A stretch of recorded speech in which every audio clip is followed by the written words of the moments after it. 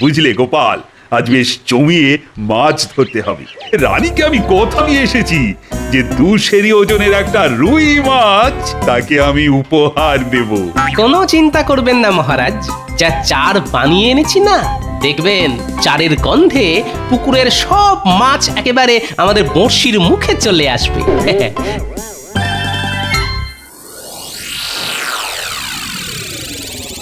শোন, অনেক বলে কয়ে তোদের জমি দিতে মহারাজকে রাজি করিয়েছি। এখন তোদের কথা দিতে হবে যে আমি যা যা বলবো তোরা তাই তাই করবি। ঠিক আছে মন্ত্রী মশাই, আপনি যা যা বলবেন আমরা তাই তাই করব। তা কি করতে হবে আমাদের? এবছর ধান তো প্রচুর ফলেছে, তাই মহারাজ দাম কমাতে বলেছেন। প্রথম কদিন তোরা দাম কমিয়ে দিবি, তারপর সব ফসল অন্য জায়গায় সরিয়ে দিয়ে বাজারে ঘাটতি তৈরি করে হু হু করে দাম বাড়িয়ে দিবি। দাম বাড়িয়ে দেব? হ্যাঁ, এতে তোদের বাড়তি যা লাভ হবে তার অর্ধেক দিবি আমাকে। কি মাথায় ঢুকেছে? কিন্তু হু হু করে দাম বাড়িয়ে দিলে মহারাজ যদি রেগে গিয়ে আমাদের বিরুদ্ধে কোনো ব্যবস্থা নিয়ে বসেন? আরে অত ভয় পাচ্ছিস কেন? মহারাজকে সামলাবার দায়িত্ব আমার। তোরা শুধু আমার কথা মতো কাজ করে যাবি। ঠিক আছে, তাই হবে। আজ তাহলে আমরা আসি মন্ত্রী মশাই। হ্যাঁ হ্যাঁ, আয় আয়। আড়তদারদের নিয়ে দারুণ একটা চাল চেলেছেন তো। আরে এ তো চালের প্রথম কিস্তি, এর পরের চালে কিস্তিমাত হবেন মহারাজ, আর এই রাজ্যের রাজা হব আমি, বুঝেছিস? বাবা, কি মোক্ষম চাল! চাল তো চাললেন, কিন্তু ওই হোলি ফুটো হয়ে সব সব চাল আবার ওই ছড়িয়ে যাবে না তো? এই ঘটা, মুখ সামলে কথা বলবি। তোর এত বড় সাহস, হ্যাঁ? আমার সামনেই আমার দেওয়া চালকে অপমান করিস, হ্যাঁ? অপরাধ অপরাধ নেবেন না। আসলে আসলে ওই এতদিন ধরে দেখে আসছি তো। কি দেখে আসছিস?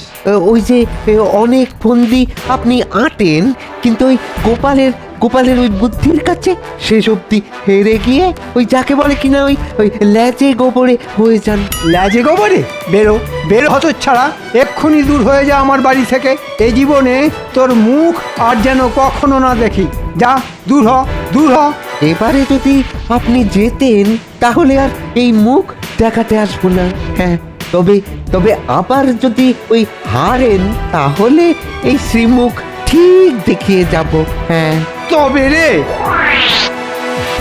এই জন্যই বলে যার শিল যার নোড়া তারই ভাঙে দাঁতের গোড়া। বেটা বেঈমান, আমার খেয়ে আমারই পড়ে আজ আমারই সমালোচনা করছে, হ্যাঁ? কথাটা কিন্তু ঘটা মিথ্যে বলেনি, এই বরাবরই তো গোপাল। আরে রাখ তোর গোপাল, এবার এমন আটঘাট বেঁধে নামছি যে গোপাল তো গোপাল, গোপালের 14 পুরুষও না আমার টিকিটা অবধি ছুঁতে পারবে না। গোপাল আর মহারাজের এমন হাঁড়ির হাল করব যে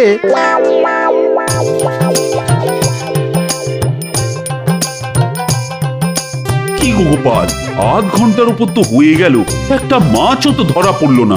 সবুর করুন মহারাজ, সবুর করুন। মাছ ধরার প্রথম কথাটাই হলো ধৈর্য। মহারাজ নড়ছে নড়ছে, টেনে ডুবোতে গেলেই মারুন হ্যাঁচকা টান। লেগেছে লেগেছে, মুখে বড়শি লেগেছে। এবার এবার এবার আস্তে আস্তে আস্তে আস্তে সাবধানে টেনে টেনে তুলুন। বাবা, আরে এই গোপাল, এ কত বড় বাবা, ওজন মনে হয় 200 থেকে বেশি হবে। কিরকম চাল মেখেছি বলুন। মহারাজ আপনি মাছ ধরছেন? খুব ভালো, খুব ভালো। বাহ বাহ বাবা বাহ, বাবা কত বড় মাছ! তা এখন এই কাগজে চট করে একটা স্বাক্ষর করে দিন তো। কিসের কাগজ? ওই যে আড়তদারদের সঙ্গে একটা চুক্তিপত্র। আড়তদারদের সঙ্গে চুক্তি? কেন? এতদিন তো যা হয়েছে সবই তো মুখের কথায়। না না মহারাজ, দিনকাল পাল্টে যাচ্ছে, মুখের কথায় এখন কি সব কিছু বিশ্বাস করা উচিত? তা কি লেখা আছে ওই চুক্তিপত্রে?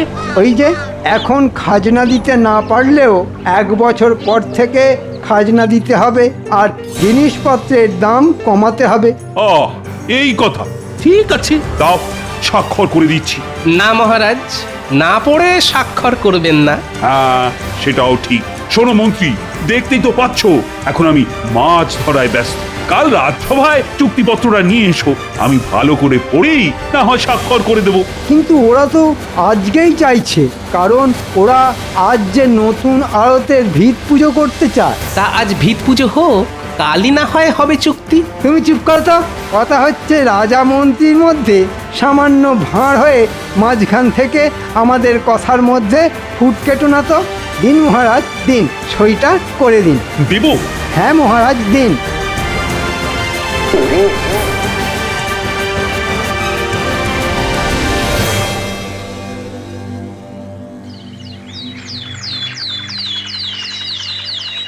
কি দিনকাল পড়লো রে দাদা, কদিনের মধ্যে জিনিসপত্রের দাম একবারে লাফিয়ে লাফিয়ে দ্বিগুণ হয়ে গেল।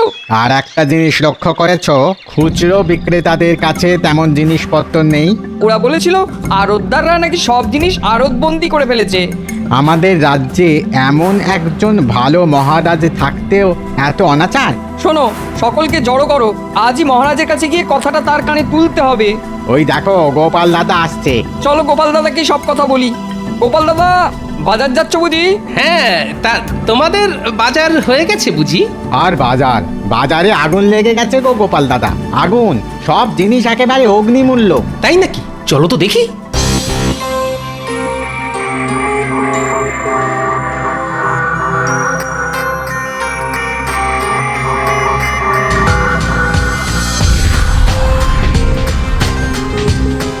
কি ব্যাপার, জিনিসপত্রের দাম নাকি খুব বেড়ে গেছে? হ্যাঁ গো গোপাল দাদা, আর দাম বেড়ে যাওয়ার জন্যে বিক্রি বাটাও তেমন নেই।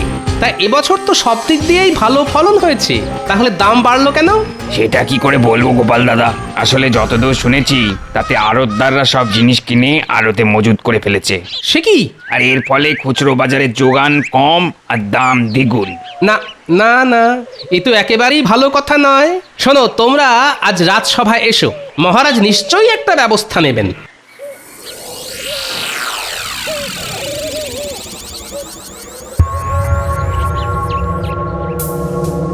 শুনেছি কোনো এক রাক্ষসীর প্রাণভোমরা ছিল একটা কৌটোর মধ্যে, আর মহারাজ কৃষ্ণচন্দ্রের প্রাণভোমরা আছে এই কাগজের মধ্যে।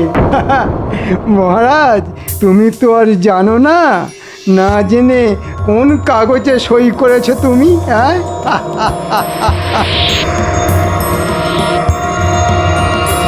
কিছু একটা ব্যবস্থা নিন মহারাজ, নাহলে আমরা যেসব না খেতে পেয়ে মরে যাব। হ্যাঁ মহারাজ, না খেতে পেয়ে মরে যাব। আহা, কোনো চিন্তা করো না তো। সকালে গোপাল আমায় সব কথা বলতেই আমি আড়তদারদের ধরে আনার জন্য সেনাপতিকে পাঠিয়েছি। মহারাজ, সব কটাকে এনেছি। আয়, শুনলাম তোমরা নাকি সব জিনিস আড়তে মজুত করে বাজারে একটা কৃত্রিম অভাব তৈরি করেছো, আর তাতেই নাকি জিনিসপত্রের দাম হু করে বেড়ে গেছে। এই জন্যেই কি আমি তোমাদের বিনা খাজনায় জমি দিয়েছি? কদিনের মধ্যেই চুক্তিপত্রের সব কথা ভুলে গেলে? জানো এর শাস্তি কি হতে পারে? কই, আমাদের সঙ্গে কোনো চুক্তি হয়েছে বলে তো আমরা জানি না। সে কি? আর আমরা যা করেছি সবই তো মন্ত্রীমশাই কথায়, শাস্তি দিতে হলে ওনাকে দিন। মন্ত্রী কি বলছে না? ওরা ঠিকই বলছে। আপনি একটা কাগজে সই করেছিলেন বটে, তবে সেটা কোনো চুক্তি নয়, সেটা হলো আপনার দানপত্র। দানপত্র? দানপত্র? হ্যাঁ, কাকে কি কি দান করলাম? কেন মহারাজ, আমাকে। আর দান করেছেন আপনার সিংহাসন। হ্যাঁ, তোমাকে আমি সিংহাসন দান করেছি? বিশ্বাস না হলে পড়ে দেখুন আপনার নিজের হাতের সই করা কাগজ। আমি মহারাজ কৃষ্ণচন্দ্র আজ এই মর্মে স্বীকার করছি যে রাজকাজ আমার আর ভালো লাগছে না, তাই আমার সিংহাসন আর রাজপ্রাসাদ আমি মন্ত্রীকে দান করে দিচ্ছি। এখন থেকে মন্ত্রী রাজা হয়ে রাজকার্য সামলাবে। ও মন্ত্রী, তুমি তুমি এতটাই খারাপ, এইভাবে আমাকে ঠকালে। এই জন্যেই আমি আপনাকে সেদিন না পড়ে কাগজে স্বাক্ষর করতে বারণ করেছিলাম মহারাজ। এখন বুঝতে পারছেন তো না পড়ে স্বাক্ষর করার ফল কি মারাত্মক হতে পারে? বুঝতে পারছি গোপাল, হাড়ে হাড়ে বুঝতে পারছি। আর সেই সঙ্গে এও বুঝতে পারছি এতদিন দুধ কলা দিয়ে আমি কি ভয়ঙ্কর কাল সবটাই না পুষেছিলাম। বুঝতেই যখন পেরেছেন তখন কাল সাপের মরণ কামড় খান। শুনুন, কাল সকালেই রাজপ্রাসাদ আর সিংহাসন ছেড়ে দেবেন, এই আমার শেষ কথা। কাল থেকে আমি রাজা, তাই আমার কথাতেই সব কিছু চলবে। আয় ভগবান! উফ!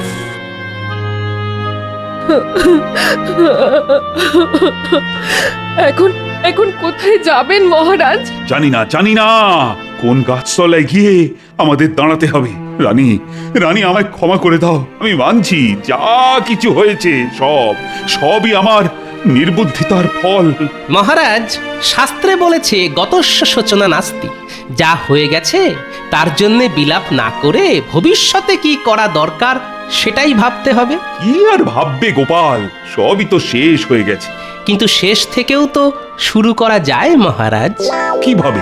আমি কথা দিচ্ছি 3 দিনের মধ্যে ওই কুচক্রী মন্ত্রীকে সিংহাসন থেকে উৎখাত করে সেই সিংহাসন আপনাকেই ফিরিয়ে দেব আমি। পারবে গোপাল?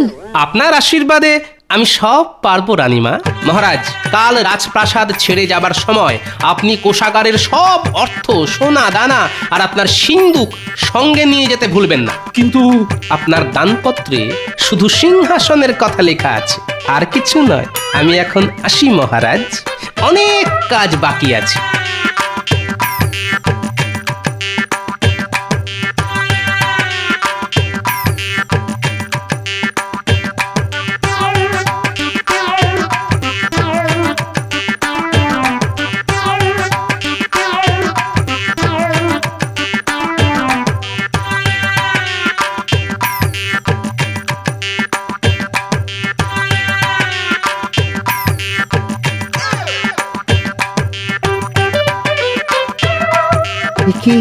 কি শুনছি গোপাল দাদা?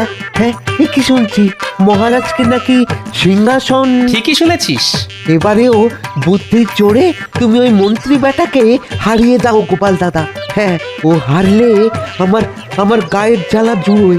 সে কি রে, এতদিন তুই তো ওর সঙ্গেই ছিলি। হ্যাঁ, ছিলাম। আর এতদিন ওর কথায় কত খারাপ কাজ করে গেছি, অথচ এখন আমাকেই তাড়িয়ে দিয়েছে। মন্ত্রীকে হারাতে হলে তো আমায় সাহায্য করতে হবে তোকে। কিরে, পারবি? একবার বলেই দেখো না কি করতে পারি। হ্যাঁ, তাহলে একজন অচেনা লোককে জোগাড় করতে হবে। বেশ বলিয়ে কইয়ে হওয়া চাই কিন্তু। হয়ে যাবে। হ্যাঁ, হয়ে যাবে। সেই সঙ্গে লাগবে একটা গরুর গাড়ি আর রক্ষীর বেশে আরো গোটা 4 লোক। কিরে, সব ঠিকঠাক পারবি তো? হ্যাঁ, দেখো না কি করি। তাহলে কি কি করতে হবে শোন।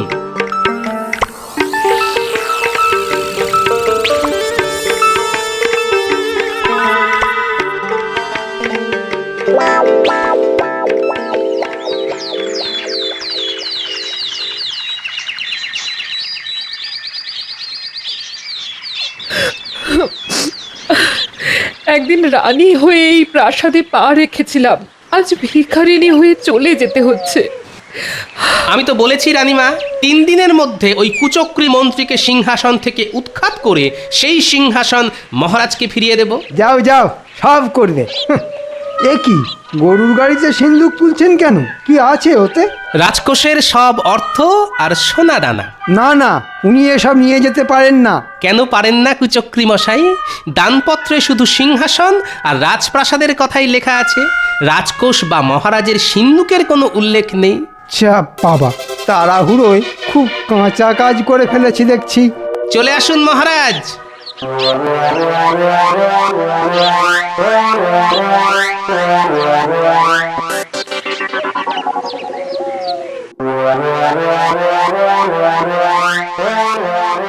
শোনো সবাই, এখন থেকে আমি রাজা, তাই আমার কথাতেই এ রাজ্যের সব কিছু চলবে। শোনো, আজ থেকে সকলের বেতন অর্ধেক করে দিলাম। বেতন অর্ধেক? হ্যাঁ, অর্ধেক। যাদের পোষাবে তারা থাকবে, আর যাদের পোষাবে না তারা চলে যাবে। একই বলা নেই কওয়া নেই, হুট করে রাজসভায় ঢুকে পড়লে যে। ঢুকে না পড়ে কি করব? বাজারে জিনিসপত্র পাওয়া যাচ্ছে না, যেটুকু যা যাচ্ছে তার দাম 3 গুণ 4 গুণ হয়ে গেছে। সবে তো 3-4 গুণ, ভবিষ্যতে 5-6 গুণ হয়ে যেতে পারে। তাহলে আমরা খাবো কি? আমাদের সংসার চলবে কি করে? অত চলাচলির মধ্যে আমি নেই। মুদ্রা কথা, এ রাজ্যে থাকতে হলে চড়া দাম দিয়েই জিনিসপত্র কিনতে হবে। আর একটা কথা, এবার থেকে খাজনা কিন্তু দ্বিগুণ হয়ে যাবে। যে আমার বিরুদ্ধে কথা বলবে তার পরিণতি হবে কারাবাস। আমি মুর্শিদাবাদ থেকে আসছি। আমার পরিচয় হলো আমি নবাবের নতুন দূত। নবাবের দূত? তা কি দরকারে এসেছো বলো? নবাব বলে পাঠিয়েছেন খাজনা বাবদ এক্ষুনি তার 5,000 স্বর্ণ মুদ্রা প্রয়োজন। 5,000 মোহর এক্ষুনি? তা কি করে সম্ভব? সম্ভব অসম্ভব তো আমি জানি না, আমি শুধু ওই 5,000 স্বর্ণ মুদ্রা নিয়ে যাওয়ার জন্য গরুর গাড়ি এনেছি। স্বর্ণ মুদ্রা পেলে ভালো, না পেলে নবাবের আদেশ মতো আমি আপনাকে বেঁধে নিয়ে যাব, সেখানেই হবে আপনার শাস্তি। ওরে বাবা, এখন কি করব? রাজকোষের সব অর্থ তো মহারাজ নিয়ে চলে গেছে। এত মোহর এখন জোগাড় করব কি করে? ঠিক আছে দূত, তুমি একটু অপেক্ষা করো, আমি দেখছি। কোনো মতেই নয়। ওরে হতভাগারা, খাজনা না পেলে নবাব কৃষ্ণনগর আক্রমণ করে এই রাজ্য কেড়ে নিতে পারেন। না না, এই মুহূর্তে এত মোহর আমাদের পক্ষে দেওয়া সম্ভব নয়। ওরে বাবা, তাহলে কি করব এখন? ওরে বাবা, রাজা হওয়ার এ কি শাস্তি! এখন কি হবে? আরে ছাতার মাথা হবে আমার মাথা আর তোর মুন্ডু। কি গোপাল দাদা, হ্যাঁ কিরকম লেজে আগুন ধরিয়ে দিয়েছি বলো? বিলকুল। এবার দেখ না, ওই লেজের আগুনে কুচক্রি বেটা কেমন জ্বলে পুড়ে মরে। ওরে বাবা, ওরে বাবা, এখন এখন কি করি? হ্যাঁ, অতগুলো মোহর তো জোগাড় করা সম্ভব নয়। হ্যাঁ, এখন যেমন করেই হোক ওই দূতের হাতে কিছু গুঁজে দিয়ে ওকে আটকাতেই হবে। হ্যাঁ হ্যাঁ। ও ভাই দূত, একটু কাছে এসো না, কানে কানে একটা কথা বলি। বলুন। বলছিলাম কি, তোমাকে আমি কিছু অর্থ দিচ্ছি, ওটা নিয়ে যেমন করে হোক তুমি একটু সামলে দাও। হ্যাঁ, আমাকে ঘুষ নিতে বলছেন? চলুন চলুন, তাহলে এক্ষুনি আপনাকে বেঁধে নিয়ে যাই। ওরে বাবা, কি করবো রে? না না, পালাতে হবে। পালিয়ে কোথায় যাবেন কুচক্রি মশাই? ওই যে কথায় আছে না, পালাবার পথ নেই, জম আছে পিছে। আমায় ছেড়ে দাও গোপাল, আমি রাজা হতে চাই না। তাহলে ওই দানপত্রটা দিন।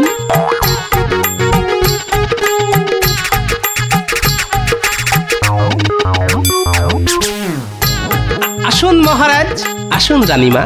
মহারাজ, বলেছিলাম না 3 দিনের মধ্যে কুচক্রি মন্ত্রীকে সিংহাসন থেকে উৎখাত করে সেই সিংহাসন আপনাকে ফিরিয়ে দেব। যান মহারাজ, সিংহাসনে গিয়ে বসুন। ঘটা, আয় রে, এবার তোর নিয়ে আসা নবাবের সাজানো দুধকে চলে যেতে বল, ওর পারিশ্রমিক আমি পাঠিয়ে দেব। সে কি, এ নবাবের আসল দূত নয়? তাহলে এত মিথ্যাচার? আপনার মতো দুরাচারীর সঙ্গে এইটুকু মিথ্যাচার তো করতেই হবে কুচক্রি মশাই। কি মন্ত্রী না, মানে ওই কুচক্রি মশাই, এবারেও আপনার সব চাল ছড়িয়ে গেল তো। ঘটা, আমি তোকে। সেনাপতি, বন্দি করো এই বদমাইশকে। এখন কদিন কারাগারে থাকুক, তারপর হবে বিচার। আজ গোপালের বুদ্ধির জোরে আবার সব কিছু ফিরে পেলাম। বলো গোপাল, কি চাও তুমি? মায়ের কাছ থেকে আশীর্বাদ ছাড়া আর কি চাইবার আছে সন্তানের? ওইটুকু পেলেই আমি সন্তুষ্ট রানীমা। জয় গোপালের জয়। জয় গোপালের জয়।